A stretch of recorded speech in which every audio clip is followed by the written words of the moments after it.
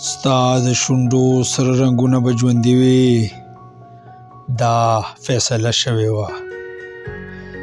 ستا د شونډو سره رنګونه به ژوندي وي، دا فیصله شوې وه. د عشق محبت دا سفرونه به ژوندي وي، دا فیصله شوې وه. مولا تا ته ما ویلي وو چې حسن په برکه کې نه پټېږي. مولا تا ته ما ویلي وو چې حسن په برکه کې نه پټېږي. ستا خلاف ادبي دا نفرتونه به ژوندي وي، دا فیصله شوې وه. ته به د جام میخانې اوسنې تاویږې به تاویږې به تا سره د ځوانۍ رنګ، دا امیدونه به ژوندي وي، دا فیصله شوې وه. ته به کابل پېښور کې دغه رنګ ښکاره مخ ګرځې،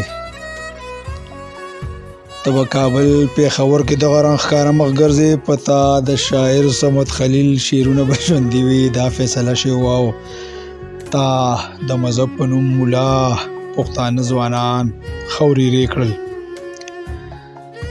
تا د مذهب په نوم پښتانه ځوانان مولا خورېرې کړل. په تا د تیرو استاد دا الزامونه به ژوندي وي، دا فیصله شوې وه. او تبلیغ اجتماع مدرسه جومات کې به پښتانه مشغول وي،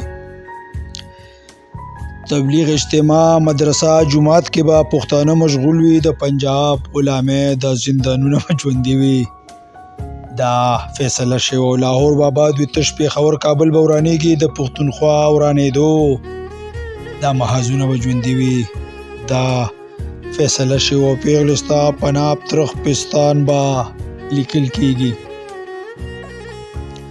پېغلې ستا په ناپ ترخ او پستان به لیکل کېږي. ستا بدمش د سکون جنتونه به ژوندي وي، دا فیصله شوې وه. ته به د شراب بوتل ګرځې پېغلې، په تا به میخانې آبادې وي،